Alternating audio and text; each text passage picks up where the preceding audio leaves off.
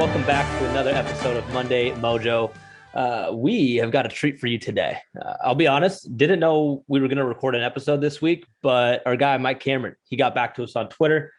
He was open to coming on the pod, so we booked him. We got him on, and that's what's coming up in this episode. You're going to really enjoy this one. It was a lot of fun to talk with Mike about a variety of things, his 4-homer game, obviously, what it was like replacing Griffey when he came to the Mariners when he did. We talked a little bit about, the current Mariners and a bunch of other stuff. It's going to be a great listen, and I know you're going to enjoy it. Before you listen, though, I'm going to need y'all to do me a favor. Go to YouTube. Go to Apple Podcasts, rate us, like, comment, subscribe. If you're not, I know that we have more people listening than are actually subscribed because I can see the numbers. So do us a favor. Help your boys out, all right? Go like, comment, subscribe. And when you do that, Mike Cameron will be talking coming up. Mike Cameron, man, how we doing? What's good, man? How you doing? We're doing good, man. Appreciate you getting some time. Yeah, we can hear you. We can hear you. But yeah, what's been keeping you busy? I know you got your facility. Yeah, I was just in there doing some work right now. We got like a little slow flurries or whatever going on. And basically just trying to get some stuff done since people canceled today. Our team was supposed to come in. So I was doing some little work. That's about it.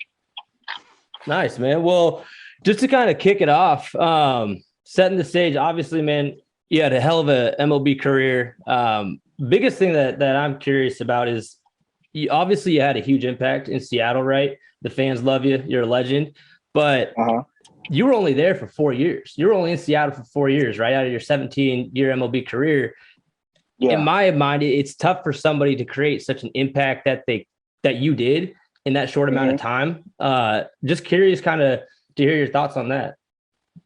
Well, I mean, obviously, when you're with a team and you, in my case, the way I came over there and understood how everything was done, and then was able to have some success, and then also be able to contribute in a matter of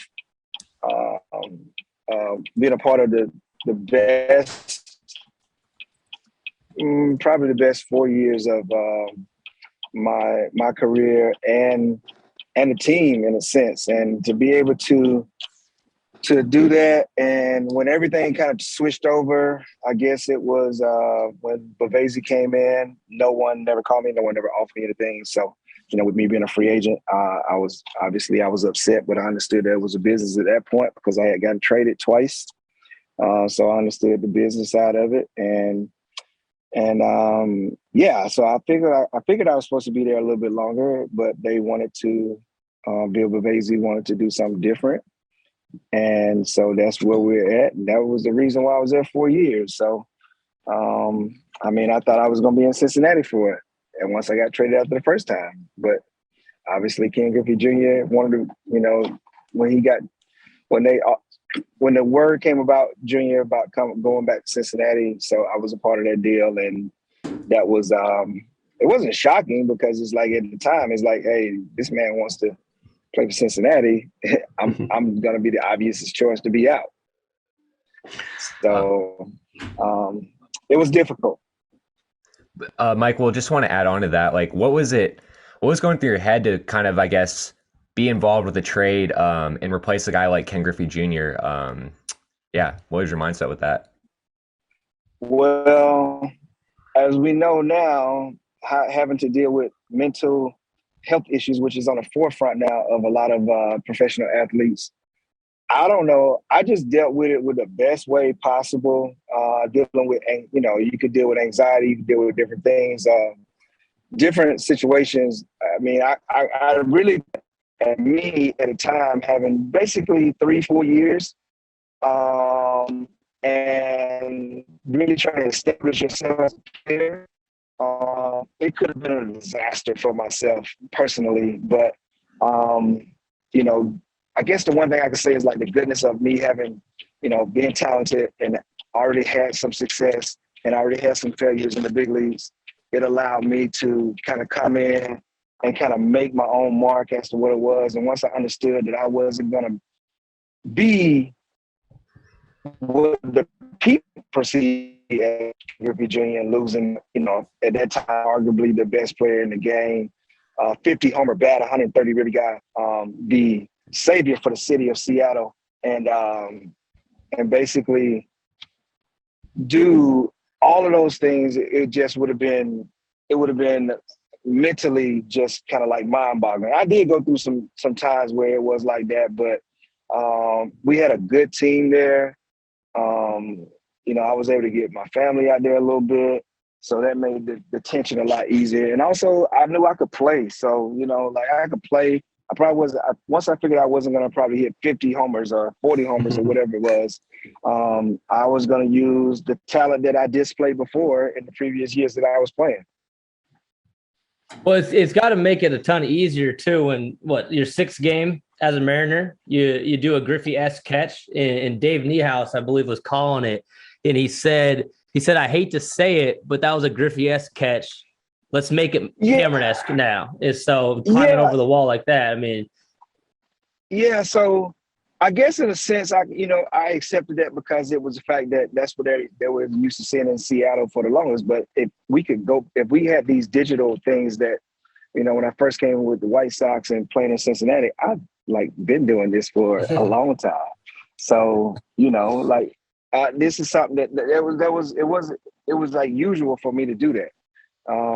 And that was just one of those plays that just kind of like, I guess, kind of put it was my way of being able to introduce to what I was capable of doing in Seattle. And that's the one reason why I think that it became a lot easier for me in that matter of being able to do it. Because right after that, I think I went to the plate that my next at bat and I struck out and I still got a standing ovation. So it was like, it was nice. It was nice to be able to have that kind of like just that tension, that release to be able to get out of that. But it started in spring training. Jay Buhner made me feel very comfortable being there. My manager, Lou Piniella, everyone made it really comfortable for me to be able to do it, to get adjusted to being in Seattle. And, I'm thankful, man, for the time I've been there. It was I guess I was in the mid stages of just turned 27, so 27 to 30. And then having Ichiro come in, it just made it that much easier. And my game was just blossoming as an offensive player also. So I got one more because you brought up Buhner, and I've asked. We had Willie on as well way back when, but I asked him about Jay Buhner's blurping, and Willie had a story where Jay Buhner blurped on him pretty much in the shower.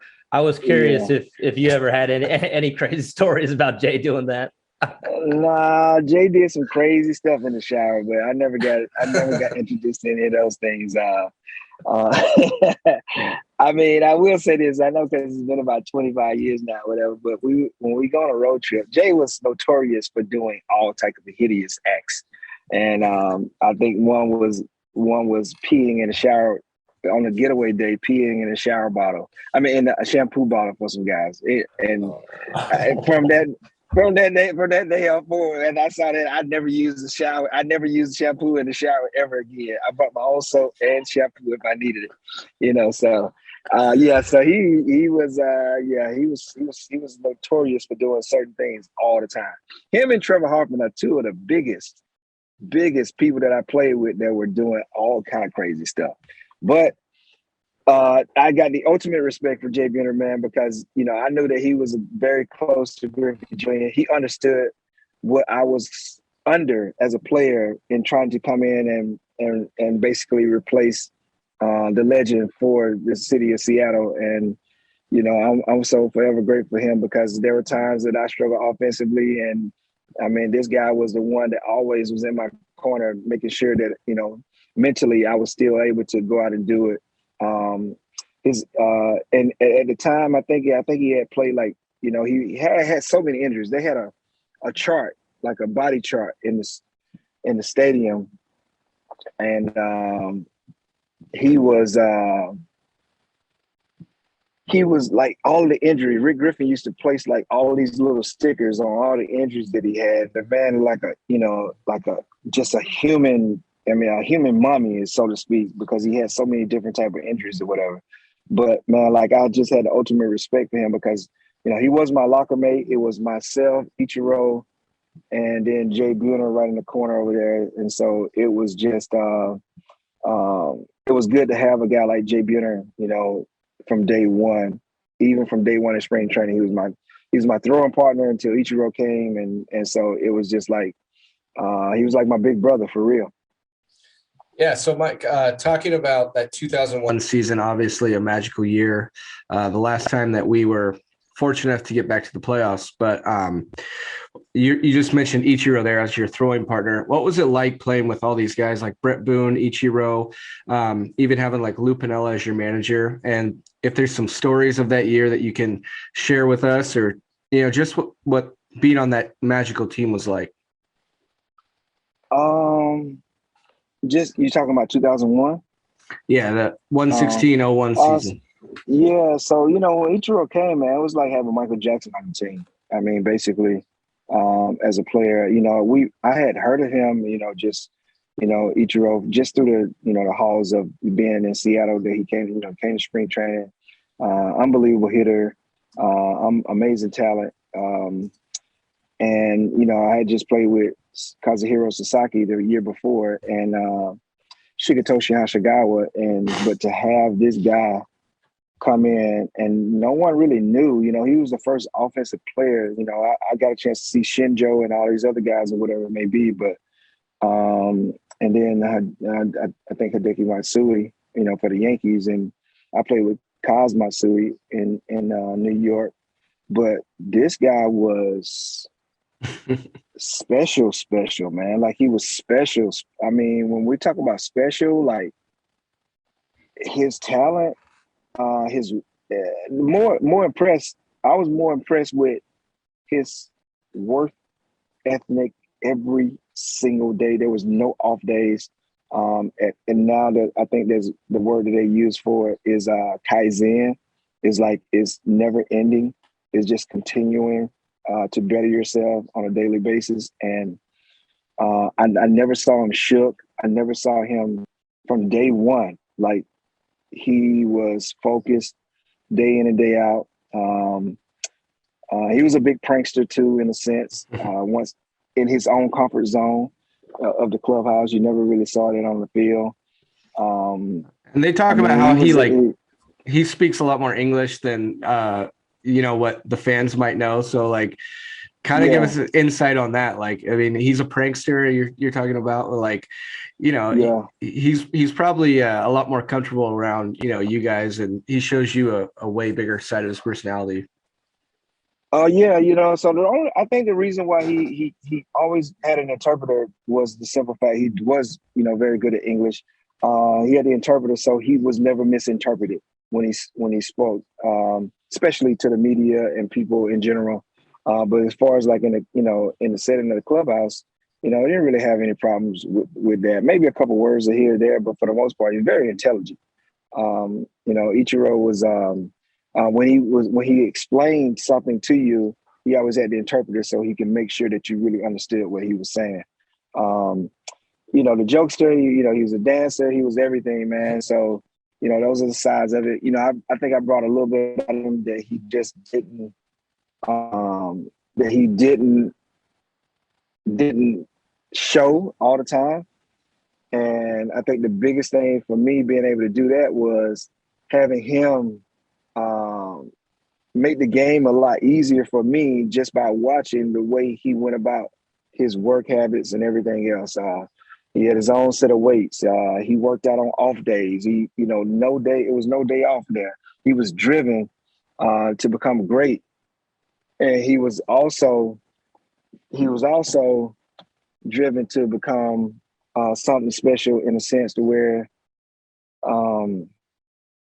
where he literally put himself in a position to do what he needed to do physically, mentally, in every aspect that you can possibly think of.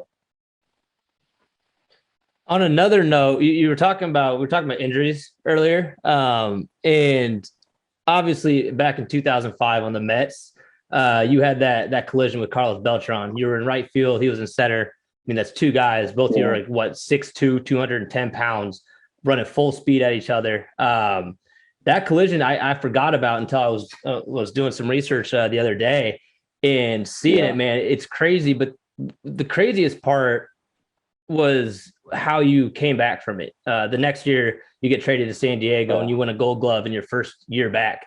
What's that entire experience? What was that like? It was hard. There was nothing, there was nothing I could, I don't remember much about it other than getting hit and being injured. There was some talks about me being able to,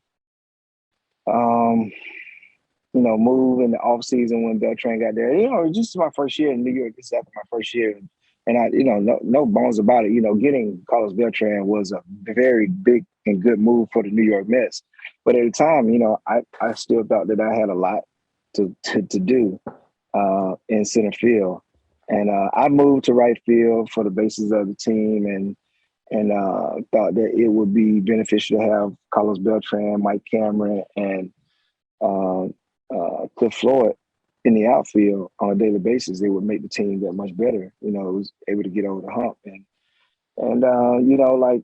it just, that was an unfortunate situation, man. We had probably a true left fielder or a true right fielder and a true center fielder in that position right there.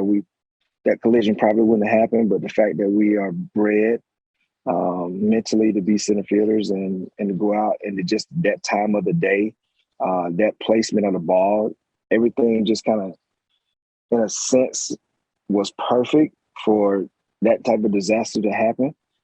And that kind of changed my mentality, because I literally could say I almost died, and I could have, from the impact and the way I landed and everything else. Where he hit me at, it just inches below my temple, and just everything was like in that matter. You just don't never know what may take place on a baseball field, but that actually took place. And I literally, man, I was just thankful to be any kind of recovery, of that particular injury. I think the ironic situation that happened was that I got traded to the same place I got hurt. And although it could have been, shook me mentally, it took me a while to embrace that, but I was thankful to be able to get a chance to play baseball again. And to go out, I understood that when I was playing in San Diego, that I had to kind of like get over this fear that I possibly could have really quick, man. So, my experience in New York was really good, and but that right there kind of shook me to the core. And I was honest. And I told him, I said, I don't know if I'll be able to play, right field and be the same type of player, with what I went through. And that was the reason why they, in that off season, they took the opportunity to try to find me a place to go, so that was, and also, I went through, I think my sister had passed away in October, Halloween, I think that same year, man. So it was, I went through a lot mentally, and I think I was placed in these spaces and position for so much good, man. Just being on the water, being able to kind of like soothe my mindset, being in San Diego, it was quiet. I was able to kind of recoup my thoughts. I was in a very beautiful city. And I was thankful for just to be able to continue to play baseball. It took me a while, to kind of, structural, face-wise, eyes, everything to even come back. I think I didn't have no time to work in off season because my body was healing. It took me a year and a half to, for my body to totally heal from that. So there was a lot going on in that particular injury. Well, Mike, and I played pretty well. I'm sorry. Oh, sorry, I didn't mean to interrupt you. I just wanted to just clarify.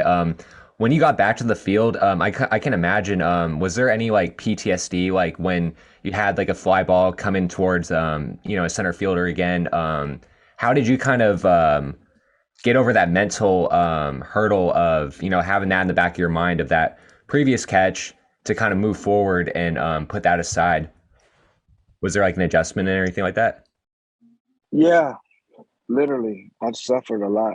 There was a few balls that dropped right in front of me when they went into that little triangle over there. I made sure that my communication was on point at all times. I also, because I had Brian Giles and Dave Roberts on the side of me, and I didn't want that to transpire. I was going to be in control of that situation as much as I could, dealing with it at a time that I dealt with it.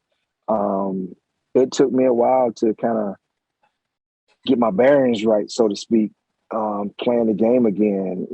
As I was saying there, I didn't have an off season. My off season was my face, my body healing from what took place, and to go to San Diego in spring training, I went right into it and just started doing it, and just really started to get myself acclimated just for the opportunity. And then I think I ended up getting hurt again. I think I pulled a rib cage. We was in Vegas, and the last round of VP, I pulled my rib cage, so I didn't get a chance to start the season. But I had a very good spring that year, and it was just something that I think everyone on the team understood that what I was going through. And I probably would have won a comeback player of the year if it weren't for Nomar. Nomar with the Dodgers, I think he had a really good year, but I still thought I should have won comeback player of the year because Nomar had an injury. I don't think, the injury I had, I got taken off the field on a stretcher where I had no idea or no possible thinking that, that may have been my last time, in a Major League Baseball uniform. And fortunately, I was in San Diego when it happened. So the successful surgeries that the people had to do, on my face and everything else, and all the bones that was broke underneath my face, underneath my skin. It was crazy, man. It was crazy situation. Well, we would be remiss not to bring up, as every single Mariner fan and I'm sure baseball fan remembers. I know you do.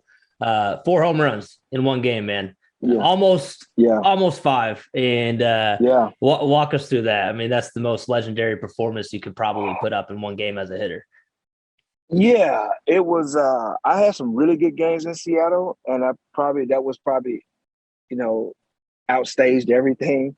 For the fact that, I was, at the time, there's only 12 players in the history of the game to ever do this.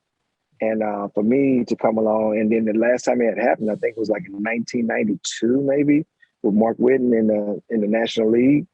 And, there was this thing with me, and every time I played in Chicago, that I was deemed and I was going to be actually forced myself to be locked in to do as much damage as I possibly could, because that trade was kind of a crazy scenario trade and how I got traded and everything else. But I understood it being traded, but how it translated, and me being in winter ball after they sent me to winter ball, and I find out with a ticker on TV on an off day while I was folding my clothes up. And no one from the White Sox called me. And I took on that energy for a long time to make sure I did as much damage as I possibly could against those guys. And, that day, going into, I think the last game of the series, we had already had a pretty good series there already. And going into that last day, me and Booney got flip-flopped in the lineup because we were kind of struggling at the end of April, so to speak, and Lou doing Lou things kind of flip-flopped us, and Booney was a little bit pissed off, that he had to hit second and I hit third or whatever. And we had a couple little side bets, where he's like, yeah, you driving this how many runs and you get this many hits and you get a homer. We had like this little scale or whatever it was. And man, when he hit the homer, I was more pissed off that he hit the homer because I had to pay him money opposed to us getting a run scored that day. And on top of that, my buddy James Baldwin, who I played with, who I stayed with, grew up with in the White Sox organization, was pitching that day too. So it was extra special for me to be able to play center field for him and to be able to hit the 4 home runs. And I would have never thought, man, I don't think I hit 4 home runs in a row in batting practice.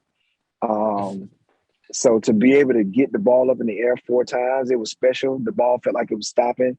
My quote was, when they asked me, it felt like the day MJ hit those 6 threes against Portland, and he just shrugged his shoulders. I didn't know, guys were just, they were standing away from me in the dugout like I was, like, when a pitcher throws a no-hitter, and I was all jovial and happy and everything else. And we scored 10 runs in the first inning. I got hit 2 homers in the first inning, and it's already a good day after that. They were solo shots because Boone was cleaning everything up, and man, it was just one of those days where when I stepped in the box, it just felt like everything stopped, and I was able to put a good swing on it, and it was extra special because it was in Chicago. But the one thing that nobody never remembers about that day is I robbed a grand slam from Magglio Ordonez. I didn't know So that. nobody, yeah, no, Oh, the 4 what? homers was just, I Holy robbed cow. a grand slam that day also. So That's got to be one of the it's best days in baseball history. History. I mean, a player Man, you save 4 runs and then nobody never speaks of that. Like, nobody never talks about that. They only talk about the 4 home runs. I said, man, I probably had one of the best days ever, offensive and defensive, because I don't think nobody's hit 4 homers and robbed a grand slam. No, for sure. No. So, so it was just good. And I got hit. All those guys over there I knew anyway. I felt bad for Jim Parquet because he had to take the blunt of all that. And me and Parquet were teammates in '97. And I don't think he ever recovered from that particular day. But because I hit 3 off of him. But the ball I just saw the ball out of his hand so well, man. And that was a special, special day in Chicago, going into the beginning of the month of May, and then going into New York after we just, I knew we knew going into New York we was going to be playing some good baseball. And I felt very good about myself going into that day. But, man, I didn't get no sleep that day because it was getaway day. I had the long press conference meeting after the game was over with. And when I got to New York, I didn't sleep. I mean, I was watching myself eating ice cream, got like late night room service, watching myself on TV, really like digging myself and trying to duplicate it that next day, and it didn't work at all. That's not gonna work. Well, so who? But yeah, that was it. Who won who I don't know Booney's final stat lines on that. I'm assuming you won that bet. Did he squeeze in? Did he make it close? Yeah. We tied in ribbies, but I hit the 2 homers. I hit 2 more homers. Yeah. Okay. So okay. that was it. That was it for me, and I scored the most runs. Yeah. So, that was it. That last at bat, man, if it was already cold there, and through the night it gets even colder in Chicago. If it wasn't got cold that night, I hit it well, but I didn't hit it like I hit all the rest of them, but I hit it good enough for it to go over the fence. But the bases were loaded, and I was just worried about getting the ribbies. I was just worried about getting a base hit and getting the ribbies. I was more pissed off that Jeff Leafer, probably 2 steps onto the 1 track, caught the ball. And when I keep looking at it, it was literally about fits high, So it was more of a line drive. I didn't have the quote unquote today, as they use it, the launch angle to be able, to get it up in that sense. Well, I wanted to. Though. Yeah, no, that's crazy. One thing I also want to touch on, because I don't think I've ever talked with anybody that's played with this guy. Bo Jackson. You played with him for a year or 2, right? So when I first got drafted by the White Sox, I think that's when Bo was there. I got a chance to play with Bo just in rookie ball because he was down there rehabbing with us, and to be around him. And then I think I got a chance to be around him just because he was with the team in spring training or whatever. I think I played more with MJ, Michael Jordan, that I did bowl, but to see these two, probably two of the greatest athletes to ever play in, to be two of the greatest athletes of all time worldwide. And I get a chance to experience both of them, man. So, I see Bo was special because we used to see him playing football and then playing baseball in Kansas City, wall walking and doing different things. And man, I just, just to be able to see this amazement. The guy was probably running a fourth with a new hip. He probably ran like Bo Jackson ran probably a 4.340 with a new hip. And so it was just, impressive to be able to see such a athlete of his caliber, man, and me be able to, be in the same room with him, be able to, just see how a guy of him someone you see on TV that's so worldly known, to be in the same room with him, to be so humbled and who they are as a people. Well, yeah, that's crazy, man. I didn't know that you were on the team with MJ. So, I mean, like, talk about that fiasco of like him coming in, switching over to play baseball, and now you're in the same locker room with the guy, and like the conversations that you're having with him. I mean, you're probably talking basketball more than baseball. But what was it like to be around MJ? So my situation with MJ came in '94, and so when we found out he was going to play baseball.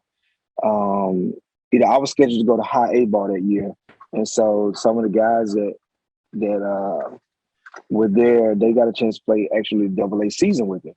But we were all together in spring training. And then obviously I think he was with the big league camp, I think. No, he came in '93. No. It had to be it was '94. Was it 2 years that he played? I'm trying to think about what it was. I know it was right? Yeah, because he went to big league camp with the team in '93. And he came over to us. No. It was only 1 year, I think. No, it was two. I think it was two, almost 2 years, maybe a year and a half or so. But I just remember it was a strike in '94. So, MJ came over on the minor league side, man, and the dude worked. I mean, he was a worker. He was there every day. He was competitive. He wanted to bet on everything. It was shooting a ball in the trash can, shooting a piece of paper in the trash can. The guy was special. He was unique. He was unique, man. His aura, everything. Like, he asked questions. He was humbled by the game. He asked questions about the game. We all asked him every kind of question that you can possibly name. We shot pool together. We played basketball. I mean, he was like he kind of like implanted himself like with the game. Guys that are grinding, that are trying to get better, he was serious about that. I just think that his motor skills, just how great he is, just get a sense of how great he was.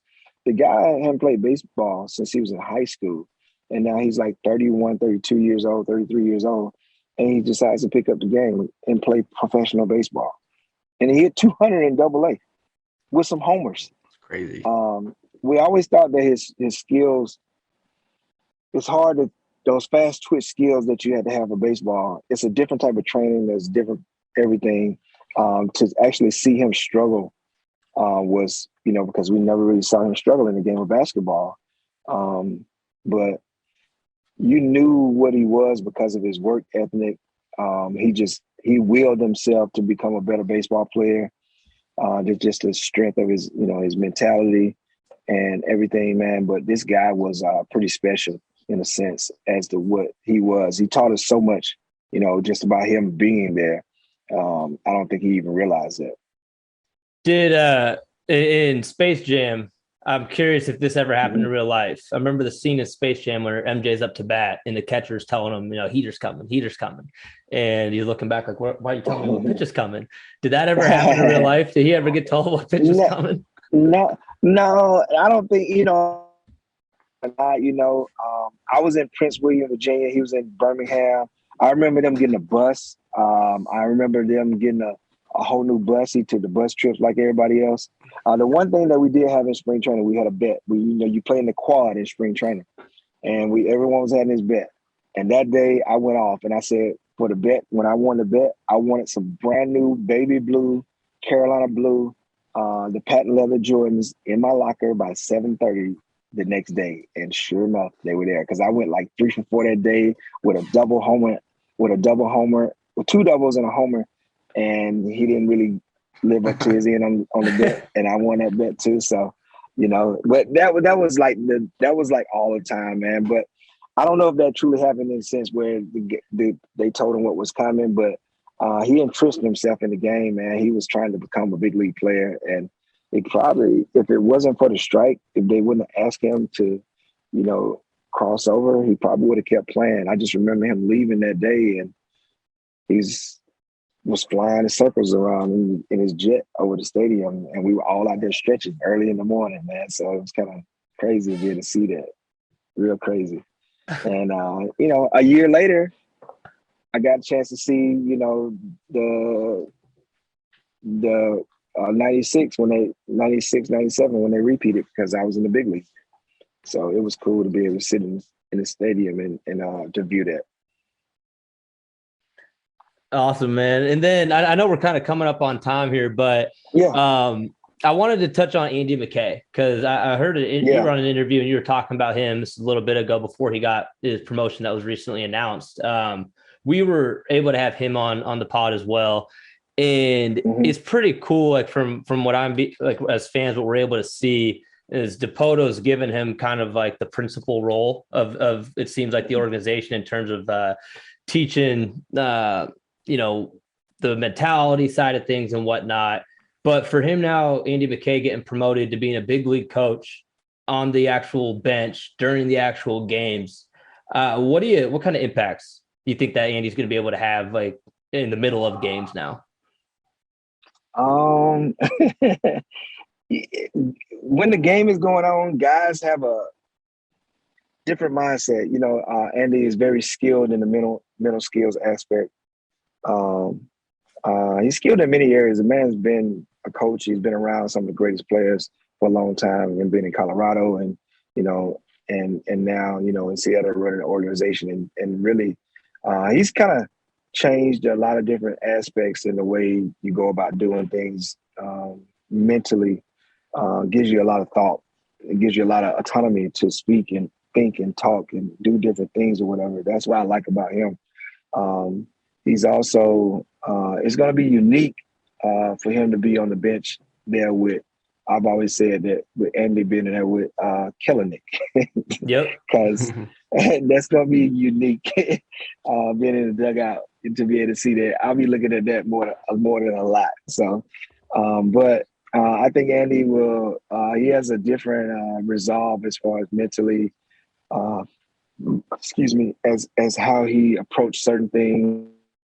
And I didn't see this coming. So for him to be actually in the dugout to do the work that he's going to be able to do this year is going to be something to see, and how guys react and respond to someone who has this, background as a mental skills guy in a sense.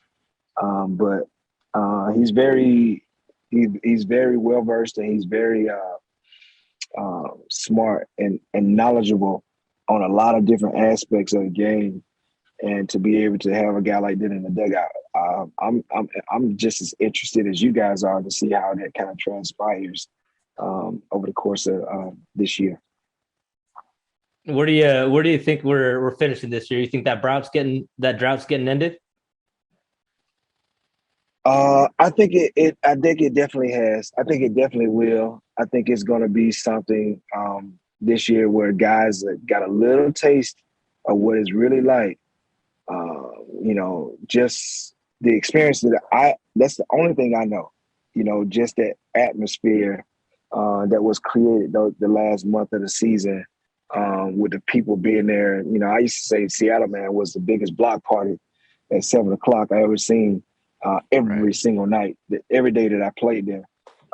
And I think the guys got a little bit of taste of that. And I think it kind of revived them to understand that, this is this a baseball city, it's a baseball town also. And I think the guys getting a year older, and I think the AL West, the guys have shown that they can actually compete in the AL West now. And they've added a few pieces, a few players that can really help to get not to have the long losing streaks and some of the mistakes that are being made and everything else. I do think that this is the year. I don't let to say this is the year. This is the year that it's going to happen. Yeah, I couldn't agree more. And with who we got coming up, I mean, I know all Mariner fans are just pumped to see what Julio can do. Pumped to see what the rest of the guys who've been getting their experience last year, Kelenic, some others, and seeing what Ty France can do, seeing JP continue to develop as a leader and as a lockdown shortstop, both at the plate and on the field. But yeah, man, I couldn't agree more. I think that drought's ending this year. I'm hoping to God that it does. But yeah, I mean that's kind of what I had, fellas. Mike, I think we went over time, and I appreciate you. Oh, really? I'm sorry. No. We're sorry. We're. I mean, we could talk with you for hours, but I'm sure you got better things to do on Sunday. It's all good. It's all good, man. I appreciate you guys. Appreciate the time. Appreciate you guys letting me be. Yeah. Real quick, what's your golf handicap at these days?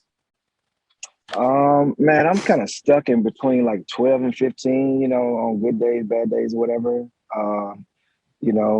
My course management has to improve and got to get out of my way. Sometimes I try to dominate the ball, and you can't dominate the ball when you make a mistake. You just have to take it as it is and make a smarter shot the next time. That's all. I'm a golfer, I'm very competitive in that nature, and I feel like I should be able to hit the golf ball well because I play baseball, but golf is very tough. And it takes a lot of practice, which I don't do enough of. And, when I do it, it shows in my game. When I don't, I revert back to some of my old bad habits playing the game of golf. But I love it, though, because it's a challenge. It's quiet. It's outside. It's peaceful. I love, the scenery and the weather, especially in Arizona, man. It's immaculate, man. So I love it. Awesome, man. Yeah. Hey, well, if you're ever back down in Seattle, we're all big golfers. We'll take you out on a round if you're up for it. Okay, that's what's up. That's cool. Awesome, cool. man. I like that.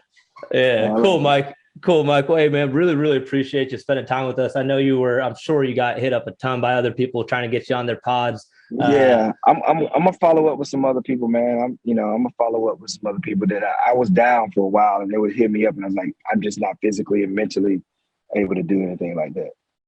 Yeah, no, and we appreciate you spending that time with us. But yeah, we'll this episode will be releasing tomorrow, man, if you want to check it out. But yeah, we really appreciate it, man. And this was a blast being able to get to watch one of our childhood heroes, being able to speak with one of our childhood heroes who we watch on a consistent basis. So it's pretty cool for us, man. All right, I appreciate it, fellas. Thank you so much. Thanks, Mike. Thank you. Go ahead, man. Well, what an interview. That was awesome. Talking with Mike Cameron. Zweifel, initial thoughts, man. What do you got? I think initially the thought is that the Michael Jordan conversation was awesome. I mean, I think it just kind of slipped all a reminder, like, it's just something you wouldn't think about because Michael never made it to the MLB roster, and you would be trying to match timelines up, be like, well, did Mike Cameron play with him in AA? But yeah, great story there. And like hearing him talk about how they were doing bets in the locker room, and like the particular one that comes up that had me laughing was when he was talking about the shoes, and he was like, "Yeah, we made a bet, and I was like, I want those baby blue Jordans in my locker room the next day." And then Mike wins the bet because Michael's betting with an MLB player on who's going to do better. It's like obviously Mike Cameron's probably going to come up in the plus on that. And then the next day he has those baby blues right in his locker. Also, hearing I think the Bo Jackson question was great as well. That's the one that opened up the Michael Jordan exactly. story. I had no idea he played with Michael. I knew he played with Bo. And then the Ichiro, conversation comes to mind. It's just like how he was talking about when he heard that Ichiro was coming over in 2001, because Mike got there in 2000. He's thinking about it like it's like a Michael Jackson coming to your team. Just a superstar that and the fiasco and the fan frenzy and like the Japanese media followed him around. And I don't think he got into that. He didn't get into that, but it's like, that's what was going on in Seattle. It was like a superstar coming. It was like a Michael Jackson coming to the team. And it was interesting to hear his thoughts on that. So I'll kick it back to you guys. My favorite thing, and it may have gone missed for some people, but when he said when he was describing what it was like during those times in Seattle during the 01 season, he quoted, "It was like a block party at Safeco Field every night." And that's how I felt the second to last game of the season this last year when Mitch Haniger hit the single. We ended up winning the game, staying alive for the last game of the season. This is against the Angels. But after that game, when we went to the left field entrance and exit, I guess, but it was a block party. We had that drummer. He was straight, like there were like a couple hundred people. There had to have been, and people were dancing and singing and having a freaking blast. And that's kind of the picture that came into my mind when he was saying block party. But with that being said, it just gets me thinking like what the M's are about to do, where we're headed. And for those vibes, I think that they're going to be coming back in a very dramatic way. And so it's going to be like it was back in 01 when the M's were doing their thing and a little bit before that. And so this year, as Mike, he said it too, which we're all fully agreeing with him. He expects that drought to end this year. And we expect that drought to end this year. So, shoot, man, it's I'm just freaking pumped. It was great stuff. I expect the drought to end as well, but we got to see who this big free agent is that we get. Hopefully we're gonna add one of these guys like a Story or Brian, or make a trade for a Matt Chapman or Eugenio Suarez or something. But we need something to fill that third base gap. But right now, I think we're in a great position to do that. And if we do, then yeah, for sure. I think this will probably be the year that it gets done. I also like, I don't know if I want to temper expectations or not, but like, I think before on an episode, there was one of them that we were talking about, is it a failure if we don't get back in 2022? I think, honestly, just the way that it's set up, even if you don't get back in 2022, which I hope we do, and I'm expecting us to, but you've put yourself in such a good position for the next 6 years, the next 7 years. It can't be a failure. I was listening back to one of our episodes where I think it was even my take where I was like, is it a failure if we don't make it in 2022? Well, no, man. Like, we have this set up in a way that, yeah, I'd be disappointed if we didn't make it next year. But the next 6 to 7 years, this could be not only a playoff team, but a World Series contender. 100%. We could be a World Series contender, and damn it if it is, let's fucking go.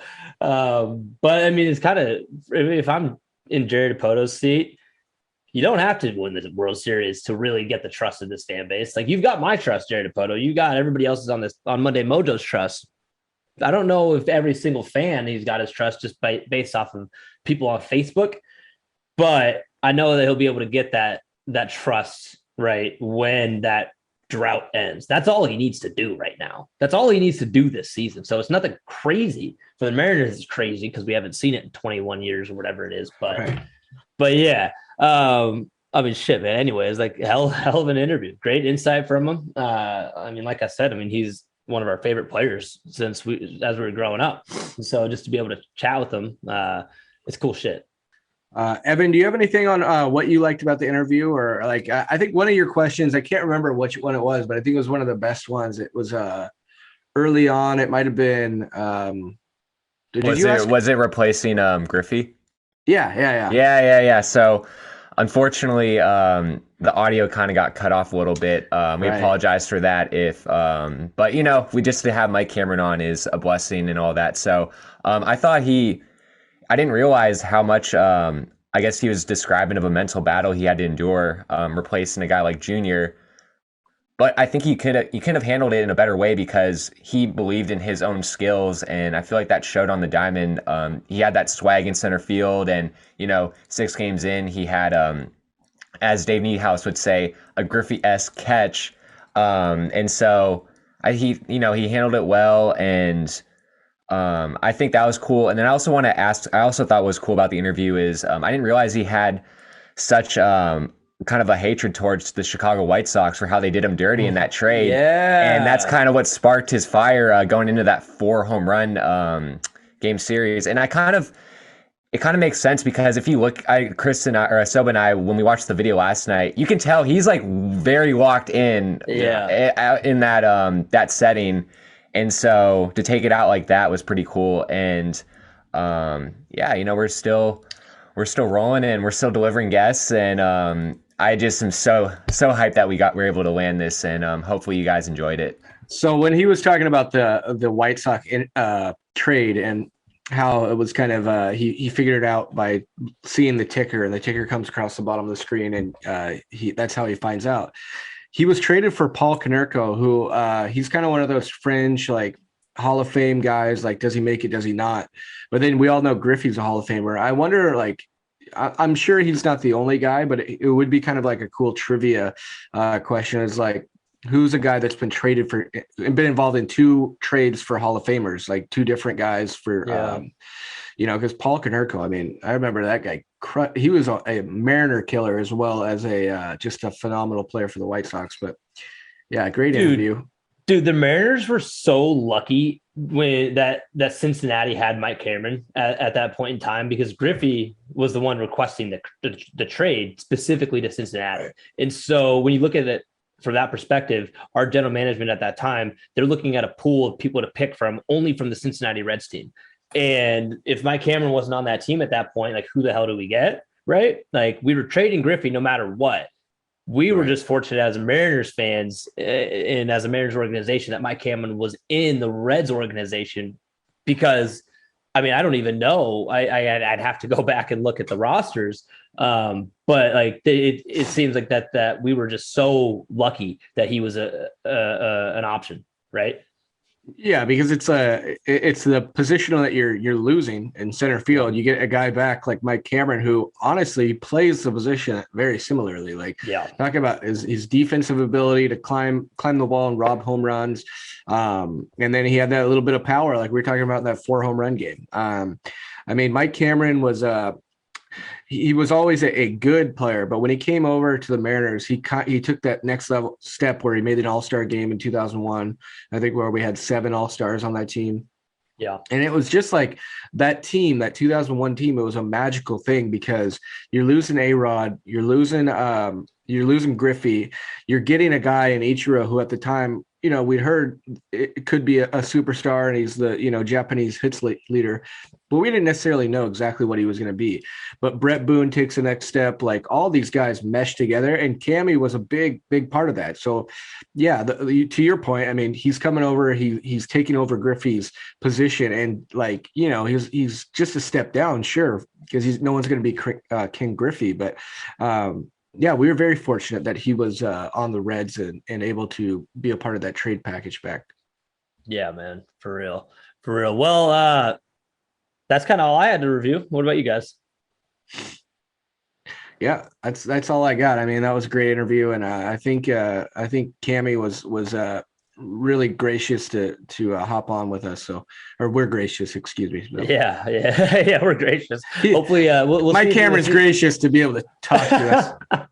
Yeah, well, I don't know if you guys have noticed yet, but pretty much like after like these interviews when we get big names on, I'm always trying to throw out the hey, when you're in town, like, let's go golfing or something like that. So of course I had to shoot that shot with Mike, see if he takes us up on it. Probably not, but maybe one day. But yeah, that's it, ladies and gentlemen. Before we let you go, though, I said it once on this show. I'm going to say it one more time because we need it. Do us that favor. All right. If you didn't at the beginning of this episode, before the Cameron interview, go to our YouTube and like, comment, and subscribe, or our Apple Podcast. If you're awesome, you'll do both. That would be great. But rate, comment, like, subscribe.